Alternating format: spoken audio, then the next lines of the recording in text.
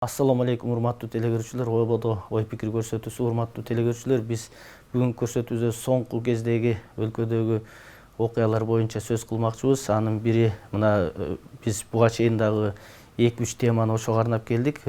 Экономикадагы бүгүнкү оор кризистик абалдан кантип чыгабыз, ошонун жол картасы сыяктуу белгилүү экономисттерди чакырып сөз кылып атабыз. Мына ошол теманы улай бүгүн Жогорку Кеңештин мурдагы төрагасы, белгилүү финансист, экономист Акматбек Келдибеков мырзаны чакырганбыз. Куш келипсиз, урматтуу Акматбек мырза.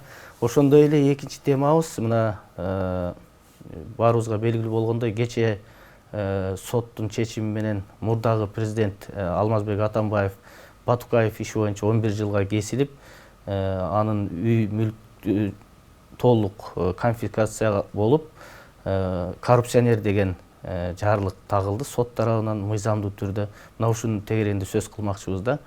Урматтуу Акматбек мырза, мына сиз ушул пандемия учурунда Европада жүрдүңүз. Бир 2 айдай барып кел албай, ошол жакта авиа каттамдары жоктугуна байланыштуу Европада болуп калдыңыз. Сиз ал жактын экономикасын жакшы билип көрүп келдиңиз. Алар кантип атат, биз ошого салыштырмалуу бизде кандай болуш керек, мына бүгүнкү экономикалык кризистен чыгуудан сиздин өзүңүздүн көз караштарыңызды айтып берсеңиз. Рахмат.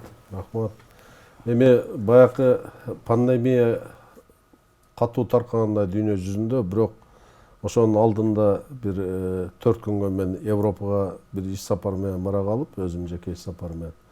Анан мен баргандан 2 күндөн кийин мен ойлогон эмесмин мындай жабылып калат деп. Бүт дүйнө жүзү жабылып калып, айла жоктон жүрдүм. Айла жоктон жүрүп, ошол жерде бир гана Кыргызстан эмес, бүт дүйнө жүзү бул коронавирустун кесепетинен жабыркады. Бардык жерде жабылды. Ал Европада да бүт ресторандар, парктар жана башка баары жабылды. Азык-түлүк гана иштеп атты. Эрежени катуу сакташты. Ал жерде коом тартиптүү экен.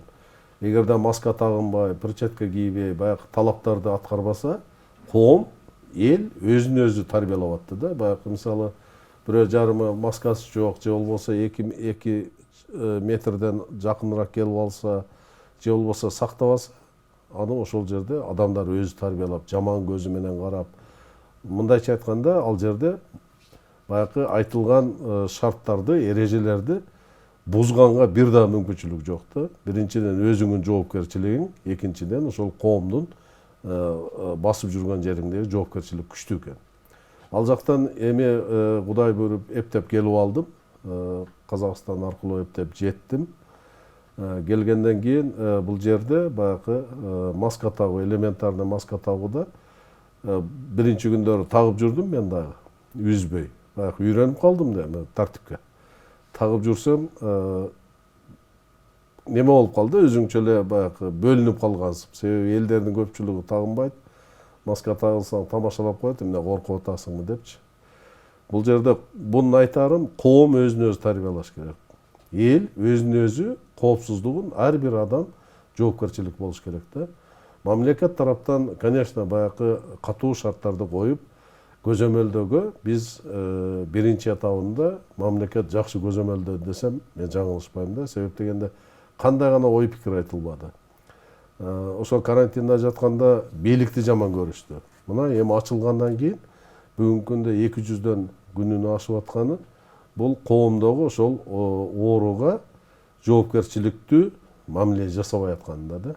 Жоопкерчиликтүү мамиле жасабай аткан. Буга ар бирибиз жоопкерчиликтүү мамиле жасашыбыз керек. Мына 2 күндөн бери мисалы средства массовой информацияда уже кандайдыр бир чектөөлөр киргизсин деп эл тараптан айтылып атат. Конечно, бул чектөөнүн бардыгы элдин жашоо турмушуна өтө чоң мындай терс таасирин тийгизди, экономикабызга тийгизди.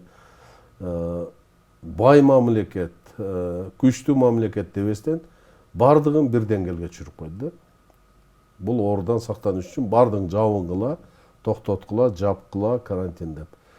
Оору эчтекени мына ылгабасы билинди. Бай, кедей болобу, кыйынбы, кыйын эмеспи, бул бардыгы бир шартта болуп калды. Ошон үчүн биздин экономикада өтө чоң залал тийди. Себеп дегенде башка мамлекеттерге салыштырмалуу ошол эле Россия, Казакстан, Өзбекстан аларда кандайдыр бир запас акчалар түзүлгөн. Мисалы Өзбекстанда меценаттар Алишер Усманов жана башка ушул окшогон чоң миллиардер бай адамдар аябай чоң жардам берип атат да. Казакстанда өзүнүн баягы фонддор түзүп койгон. Ал жерде, конечно, газ бар, нефти бар, жана башка мүмкүнчүлүк болгон. Россиянын канча 500 миллиарддан ашык мүмкүнчүлүктөрү бар эле. Ошонун бардыгын бүгүн ушулдан кандай кылып чыгыштын ошол акча менен эптеп жеңилдетип чыгып атат да. Кыргызстанда, конечно, бизге оорураак болду.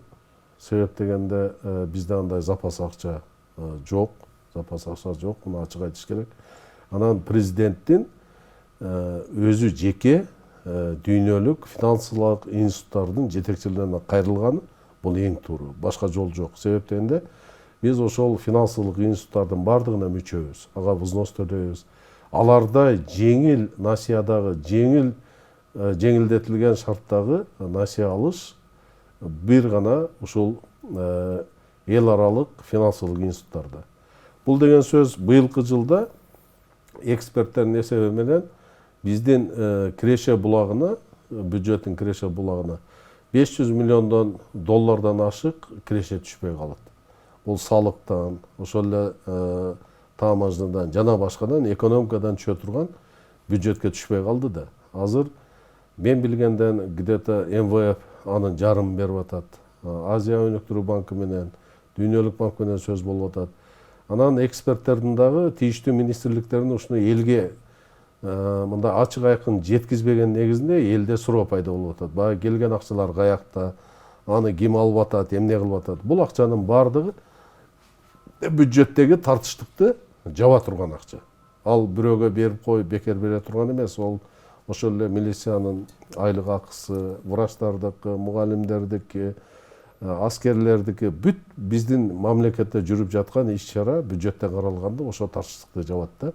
Анан аны элге бекер таркатып берсин деген ал мындай шартта берилбейт. Элге берсин деген мына биздин кыргыздын кыйын азамат кыздары, уулдары фондко топтошподу өз жанынан. Ошону элге кандайдыр бир пайдалуу кылып элдин баягы именно ошондойго муктаж болуп аткан катмарына ошол акчадан берсе болот да. Ал эми эмне кылыш керек деп ойлойм. Бүгүнкү күндө биз быйылкы жылкы түшө турган ошо 500 миллиондон ашык долларды тышкы карыздын эсебинен жабышыбыз керек, бюджеттин тартыштыгын. Ал эми быйылкы түшө турган салыктардын бардыгын кичи ишкер болобу, орто ишкер болобу, ушунун бардыгын салыктан бошотушубуз керек. Бул аларга мүмкүнчүлүк берет. 1 январга чейин, эмдиги жылга чейин бошотсок, ишкерлерге жана башкаларга мүмкүнчүлүк берет. Эптеп өзүн жанын багып, ошол жумушчу кызматкерлерин жок дегенде бир 60-70% акчасын айлыгын төлөп, анан өзүнө тийиштүү ошол ишканаларды иштетип эптеп кармап турганга мүмкүнчүлүк берет да. Ошондой эле мына мен бир нече жолу айтып атам, бүгүнкү күндө кечигип атат экономика министрлиги, өкмөт. Мен айтып атам, быйылкы туризм сезону сырттан келет деген бул жомок да, азыр эми келе албайт да. Казакстандан, Өзбекстандан, Россиядан келчү көлүбүзгө, ысык көлгө. Булар быйыл келе албайт. Ошон үчүн ушул ысык көлдөгү жайкы сезонду жок кылбашы, бардыгын салыктан бошотуш керек. Себеп дегенде биздин ички гана адамдарыбызга ошолор барып эс алганга гана шарт түзүлүп калды да. Ошол салыктан бошоткондон кийин бул тур операторлордун бардыгын айтыш керек, ценасын дагы ошого ылайыктап, биздин жарандарга ылайыктап туруп ценасын да түшүрүш керек, эс алууну. Ошонун негизинде биз кандайдыр бир экономиканы жайдын күнү иштетип кетсек болот да.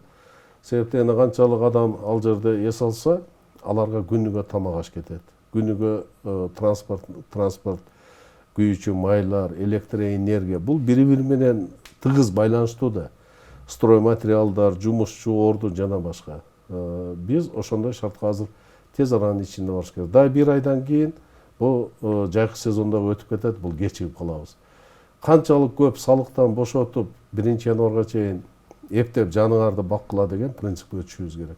Себеп дегенде биз тышкы карыздын эсебинен президенттин түздөн-түз кийлигишүүсүнүн суранышынын негизинде сырткы финансылык институттардан биз акча алдык.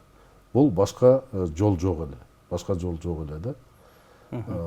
Акматбек мырза, мына эми туризм тармагын кыска 1,5-2 айлык эле бизде сезон бар да көлдө. Сиз ошону айтып атасыз да. Ал эми экономиканын башка тармагы дагы азыр өтө оор абалда калды. Булардыкы кандай болот? Алар дагы айтып атпайм, алар да бошотуш керек бардыгын. Мен туризмди белгилеп кеткеним азыр, себеп дегенде азыр ошол момент болуп турат. Азыркыдан кечиксе, сиз айткандай ушул 2 айдын ичинде 2 айдык иш үчүн булар 8 ай даярданышат. Кыштык атаң кооруйт, даярдайт жана башка. Ал эми ишкерлердин бардыгын бүгүн салыктан бошотуш керек.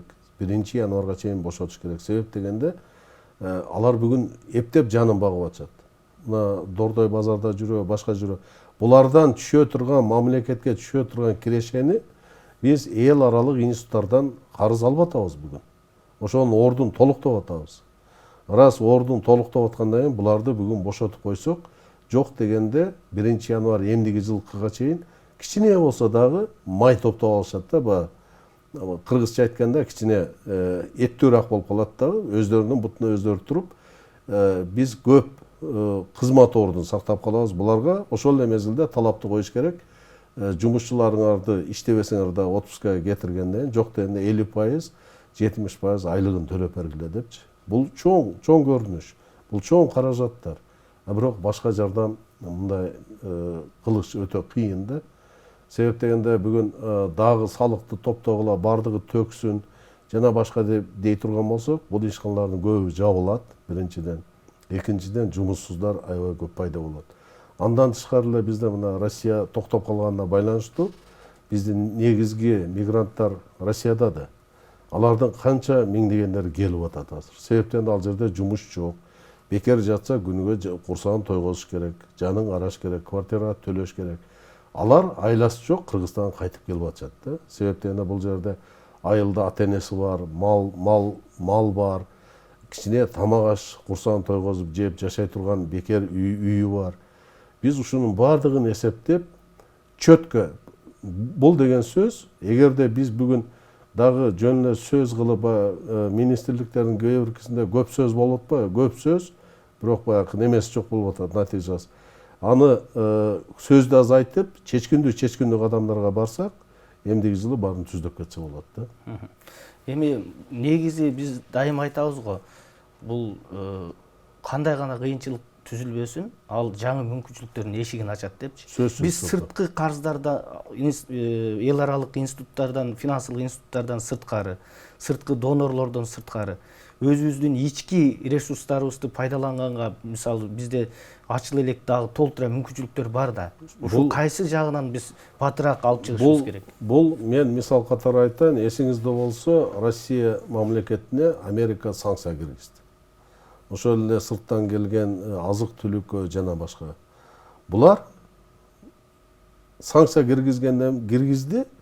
Бул Россияга мүмкүнчүлүк берди, өзүңүн ичиңде ошол сырттан келген товарлардын баарын өзүң чыгар деп. Булар ошондой мүмкүнчүлүк алды, бүгүнкү күндө ошону ишке киргизип атышат.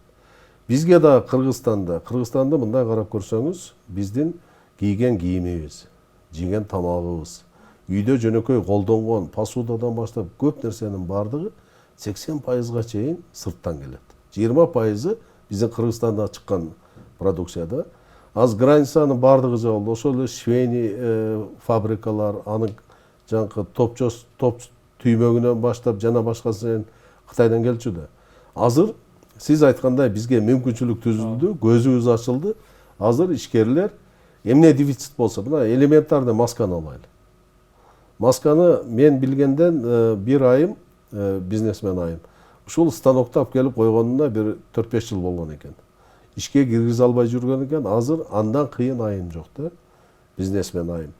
Ушул окшогон мына өзүбүз камсыздай турган аз ишкерлер көп ача баштады. Көп ача баштады. Ушуга биз мүмкүнчүлүк түзүп, мына мисалы Орус-Кыргыз фондунан коммерциялык банктарга катуу талапты коюп эле арзан баадагы кредиттерди берип, арзан проценттеги ушуларга ишкерлерге мүмкүнчүлүк бериш керек да. Бүгүн ушундай себеп дегенде баягы спрос бар, талап бар.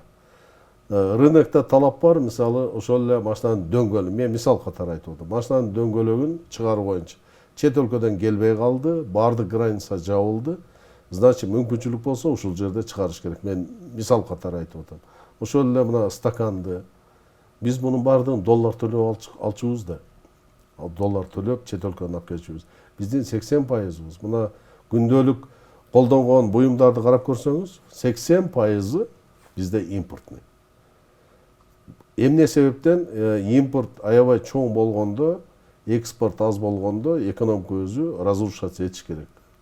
А биз сакталып келгенбиз, себеп дегенде мына Россияда чет жакта жүргөн мигранттар биздин 2-3 эсе чоң, бюджеттин көлөмүнө караганда 2-3 эсе чоң бизге валюта алып келчү. Ошонун негизинде сом сакталчу и экономикабыздын көрсөткүчтөрүн сактап келгенбиз. Бүгүн мына бирден бир мисал кылып Оштогу машина куруу заводу. Аябай чоң, жакшы демилге, аябай сонун. Ушуну эми толук кандуу иштетип кетиш керек. Текстил курулуп атат, токмокто курулуп атат. Мясо комбинатты көп жолу айтабыз, аны кура коюш керек. Ушул окшогон заводдорго бизге мүмкүнчүлүк болду да бүгүн курушкачы. Бул сиз айткандай, любой кризистен кийин кандайдыр өнүгүү, өсүү, жаңы шарттар пайда болот деген бизди ушуга түрткү болду да. Эми ушул курулуп аткан ишканаларга биз бир 3 жыл, 5 жыл баягы салыктын түрлөрүнөн бошотуп койгонго мүмкүнчүлүк берсе жакшы болмок да. Себеби дегенде салык төлөбөгөн менен алар канча адамга иш берип, алардын айлыгын берип атат, социалдык төлөмдөр болуп атат. Эң туура айтасыз. Ошону салыктан бошотуп койсо жакшы болмок. Эң туура айтасыз. Себеп дегенде бизде ушундай акыркы 20-25 жылда ушундай адат пайда болуп калды. Бул башында мамлекет катары өз алдынча мамлекет болгондо, мисалы, ошол эле кумтор келди, биз салыктын баарынан бошоттук. Ошол эле чет элдик инвесторлор келет, биз бошотчу элек да, баардык түрүнөн бошотчу элек. Бүгүн убакыт келди биздин ички инвесторлорду, ички Кыргыздан чыккан инвесторлорду эгерде чоң проекттерди баштаса салыктан бошотуш керек. Салыктан бошоткондон кийин ал мамлекетке түшпөй калды эмес. Биринчиден канча сиз айткандай жумуш орду, айлык акы, соцфонд, анын күндөгү жагып аткан электр энергиясы, күндөгү колдонуп аткан бүт нерсенин баардыгы экономиканы иштеткенге мүмкүнчүлүк берет да. Мен муну сиздин оюңузду эки колдоп, экономист катары колдойм. Буларды коркпостон бошотуш керек салыктан. Себептен ошончолук биз ички инвесторго шарт түзүп берсек, алардын баардыгы бутуна туруп кетет. А бизде мода болуп калды, чет жактан инвестор келсе эле, ал условия коет. Мисалы, жер үйдү иштетем десе, алтын, анын пайдасы чоң да. Кумтор жана башка гостиница курам дегенде биз салыктан бошотуп жүргөнбүз да баардыгынан. Аны жогорку кеңештен өткөзүп. Бүгүн ички инвесторлорду колдой турган толук кандуу мүмкүнчүлүк бар да. Алар салыкты түз төлөбөсө да экономиканы мындай талчоок кылып, алар чыгарган продукциянын баардыгы чет өлкөгө кетсе, бизге валюта келет. Валюта деген бул биздин ошо валюту мына экспорт, импорт балансты мындай жакшы жакка алып барганга, жакшы көрсөткүчкө алып барса, канчалык көп валюта келсе, биздин жашоо турмушубузга, экономикага жакшы болот.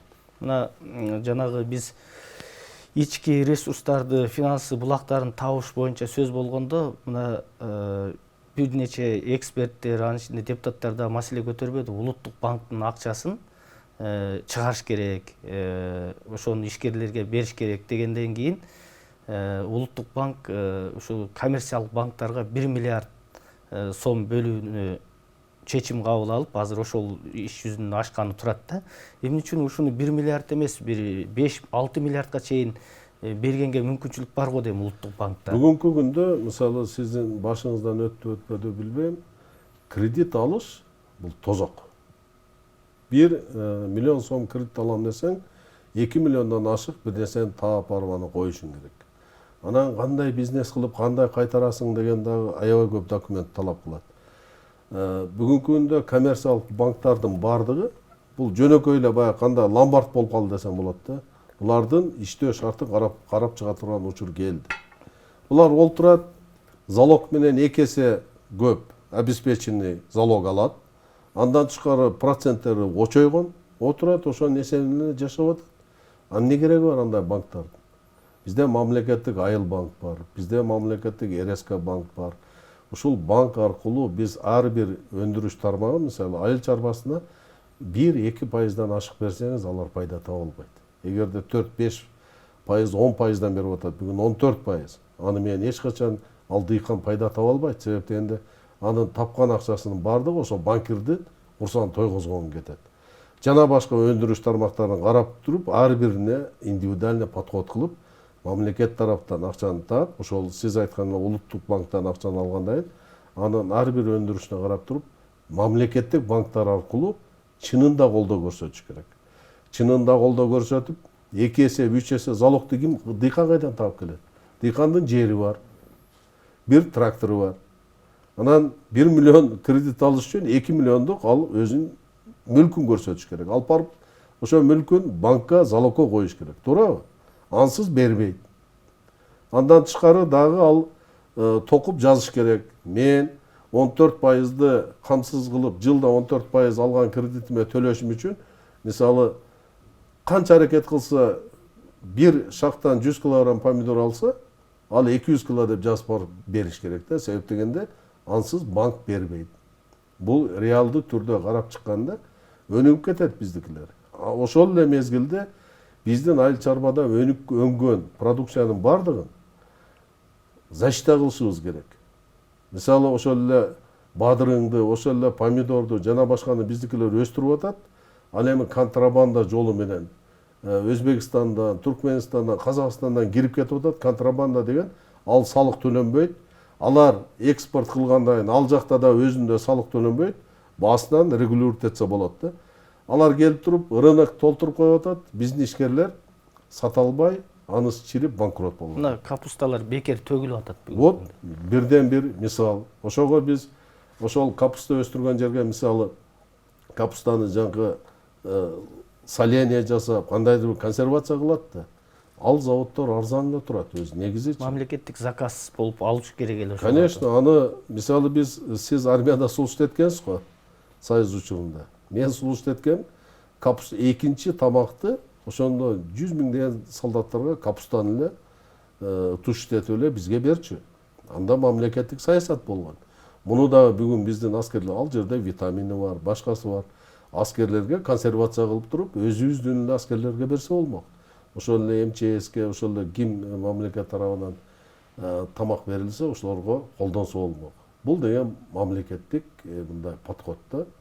Ушуга бүгүн убакыт келди. Аны карашыбыз керек.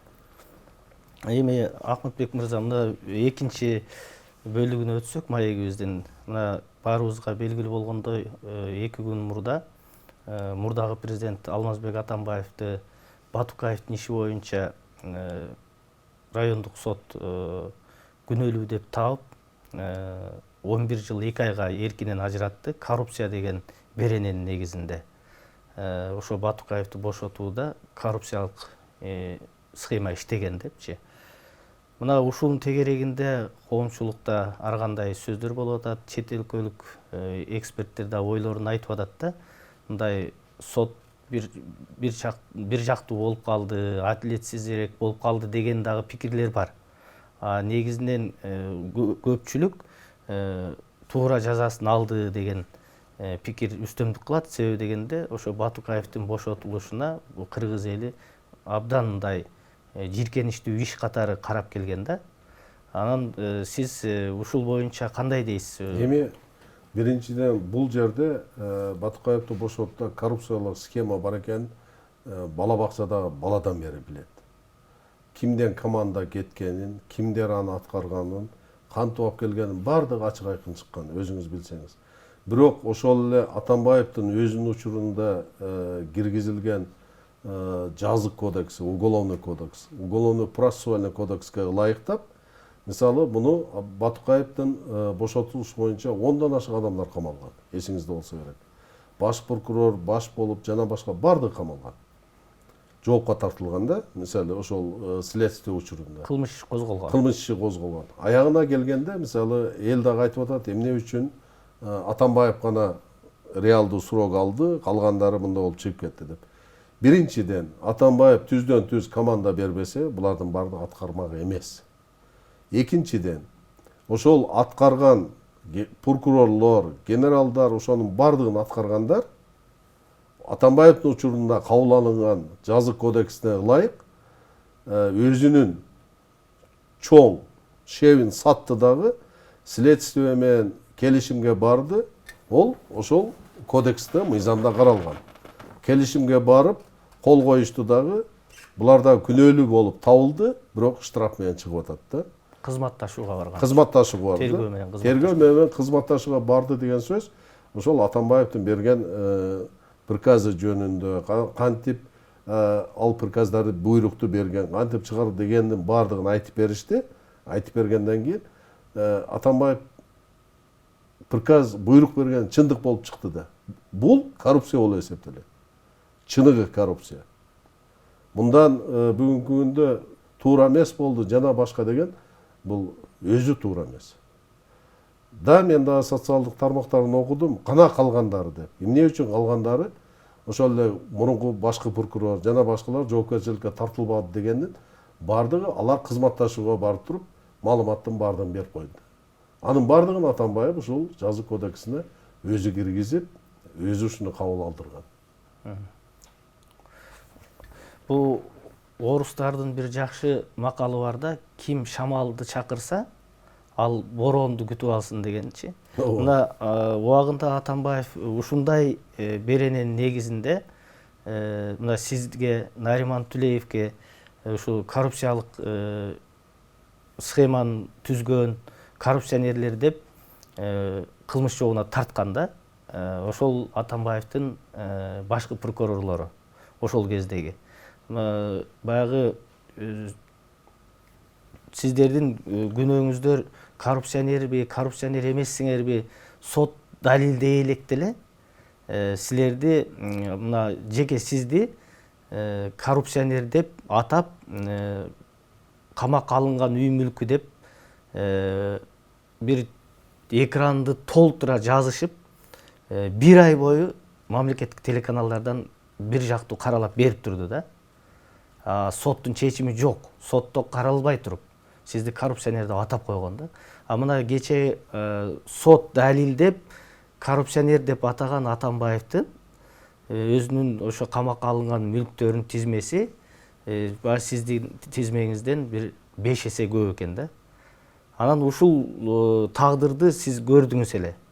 Ушул боюнча бир сиздин оюңуз кандай болду ушул? Мындай да көрүнүшкө. Мага мамлекет тарабынан бир дагы тыйын, сом эмес, бир дагы тыйын, бирөө уурдап алыптыр, бирөө жеп алыптыр, бирөө туура эмес колдонуптур деген айып тагылган эмес. Бул биринчиден.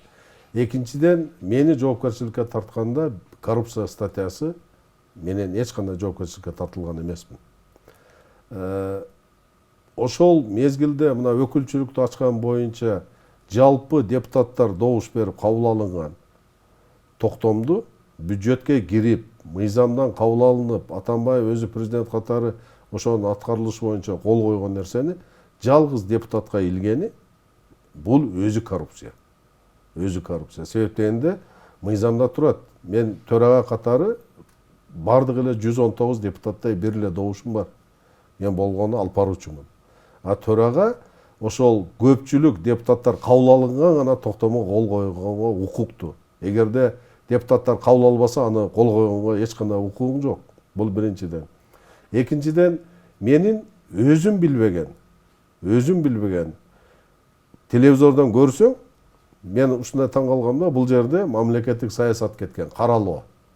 Мисалы, 1 ай эмес, ал 6 айда берилген. Эсиңизде болсо, 1 ай күнү түнү тынбай, бирок 6 ай мен теледен түшкөн эмесмин. Мага ошол мезгилде жогорку кеңешке барып, ушундай 40 миллион сомдук неме болуп аттыр деп, анын ичинде 13 миллион жанкы өкүлчүлүк. Ал жерде иштегендер айлыгын алган, жана башка бул мыйзам ченеминде каралган акча. Ошолордун баардыгын мага жазып, ген прокурорду мына 40 миллионго бир садик салып койсо болот эле, ушунча болуп атат деп мени күнөөлүү соттун чечими чыга элек. Күнөөлүү көрсөткөнү бул өзү преступление. Өзү преступление да. Себеп дегенде дагы жолу кайталап коём. Мага сот тараптан же тергөө тараптан бир тыйын бирөө уурдап алды деген айып угузулган эмес. Айып угузулган эмес. Мүлк боюнча мен салык системасында иштедим, финансы структурада иштедим. Мүлк боюнча мен бир мыкка чейин декларацияны көрсөтүп жүргөм. Декларацияны булар кандай кылды? 10 жылдык декларацияны алып, ал жылда өзгөрүп турат да. Быйылкы жылкы декларация толтурсаңыз, кийинки жылкы декларацияңыз жокко чыгат. Булар 10 жылдыкты алды да каалагандай калчады. Каалагандай көрсөттү. Мына сотко келген, мисалы, мен 10 жыл мурун машина сатканмын, анын ордуна башка машина сатып алсам, ошол 10 жыл мурунку сатылган машинаны арестке коюшкан. Хозяйны келип, кайсы ал кимге сатты, кандай болду? Мен тааныбаган адамдар ушундай неме кылды. Анан кийин мен и то, что мен билген, мен билбеген, даже түшүмө кирбеген кээ бир мүлктөрдү алып барып эле телеге тартып, могул жерде моунча квартирасы бар экен деп көрсөткөн. Мисалы, могул проспекти Мирада Акундун үйү бар дейт го, Акун деп коет. Казак посольствосунун жанында. Ал үйгө мен өмүрүмдө кирген эмесмин. Ошол жерде 5 квартирасы бар экен деп телевизордон көрсөттү. Мунун бардыгы жалган беттирмачылыкта. Аны мен бардыгын Кудай койдум деп жүрөм. Ал эми мүлк боюнча мага эч ким эч нерсе претензия кылган жок. Мамлекет тараптан даже могу мүлкүңүзгө, могу немеңизди сизди мыйзам салыпсыз деген мага күнөө да коюлган эмес. Күнөө да коюлган эмес. Эми таба эмес тоба деп коеюн. Мына мүлкүн көрдүңөр. Бул бирле бөлүгү, бирле бөлүгү. Дагы көпчүлүк бөлүгү бул мүлктөрдүн Албек Ибраимовдун, алдагы Атамбаевдин мүлктөрүнө аралашканда. Мындай карап көрсөңүз, шаардын ичиндеги бардык нерселердин бардыгы бир 2-3 адам гана бөлүп алган да, бөлүп алган. Бул эми мыйзам ченеминде каралыш керек.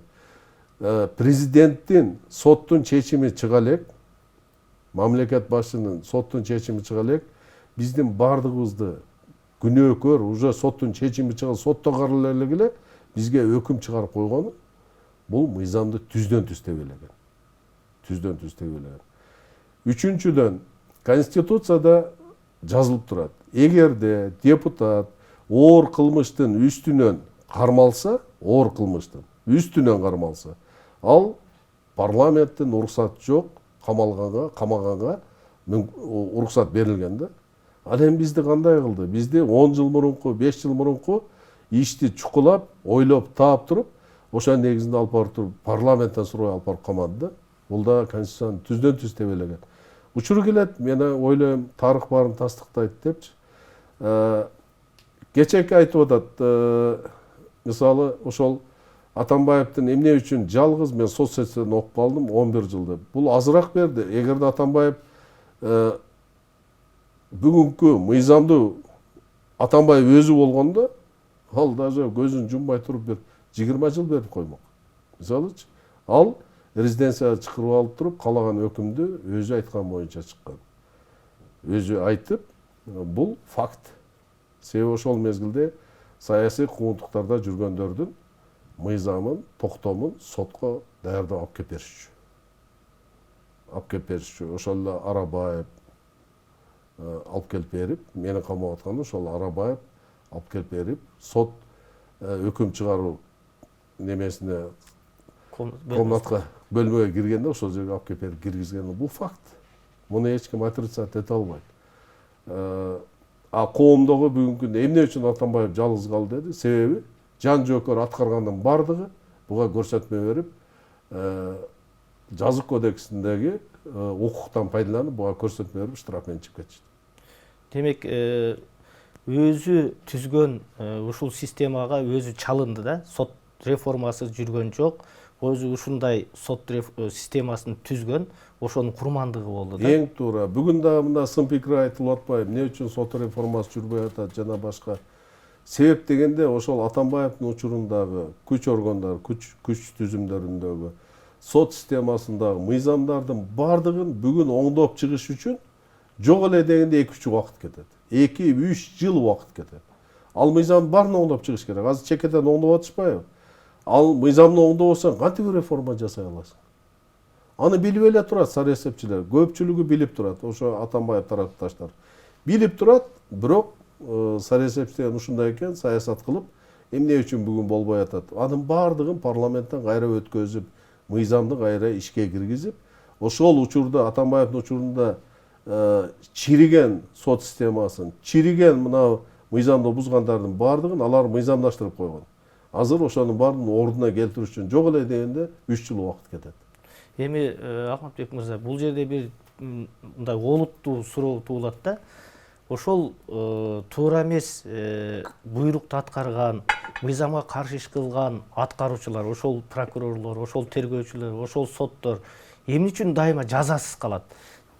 Башкаларга, кийинкилерге сабак болуш үчүн, башкалар дагы бүгүн мен туура эмес буйрук аткарсам эртең мен жоопкерчиликке тартылып кетем деген түшүнүк жок болуп атпайбы? Ошолор жаза албай, анан улам кийинкилер ошондой тапшырмаларды, саясий буйрутмаларды аткарып улана береби бул? Эң туура айтасыз. Ошон үчүн мен айтып атпаймынбы? Мисалы, бүгүнкү күндөгү ошол эле тапшырманы аткаргандан бардыгы ошо Атамбаевдин учурунда кабыл алынган мыйзам негизинде булар жоопкерчиликтен чыгып кетти да. Мен Атамбаевга көрсөтмө берем. Ал ушундай деп бизге буйрук берген, ушундай деген ошол себептен биз жасадык деп туруп, Атамбаевдин учурунда киргизилип кабыл алынган жазык кодексинин негизинде булар штраф менен чыгып кетти да. Муну биз өзгөртүшүбүз керек. Өзгөртүшүбүз керек. Бул боюнча менин оюмча даже Совет Безопасности азыркы президент дагы айтты. Бул мыйзамдардын баарын бир карап, ревизия кылып оңдошубуз керек. Себеп дегенде анын баардыгын бул адамга эмес, өзүнө ылайыктатып, өзүнүн бийлигине ылайыктатып Атамбаев учурунда жасалган нерсе. Туура айтасыз. Себеби дегенде бул сот реформасы болбоюнча, сот атлеттиги болбоюнча, экономикада дагы өлкөнүн турмушунда да эч кандай өнүгүү өсүү болбойт да. Эң туура айтасыз. Мына сот системасы боюнча ошол эле Совет по отбору судей бул мыйзам менен кирген. Эсиңизде болсо бир ондогон мыйзамды бир пакет менен алынган парламентте. Совет по отбору судей, Совет судей, дисциплинарный совет. Ушулардын баардыгы ошол мыйзамда Атамбаевдин учурунда алынган. Бул советтердин баардыгын бүгүн мисалы президент жоем деп туруп жоюп сала албайт. Себеп дегенде мунун баардыгын ошол ондогон мыйзамдын баардыгын кайрадан карап чыгып өзгөртүү киргизиш керек. Бүгүн ошолор жасалып атат. Мен билгенден мына өзүнчө бир жумушчу топ түзүлүп ушунун баары жасап атат. Менимче жаңы келген парламенттин учурунда мунун баардыгы бир жакшынакай шартка келет деген үмүттөмүн. Рахмат, урматтуу Ахматбек Келдибекович. Жанатан бери абдан кызыктуу аңгеме куруп бердиңиз. Бизге бөлүнгөн убакыт соңуна чыкты. Кайрадан көрүшкөнчө сак саламатта калыңыздар. Рахмат.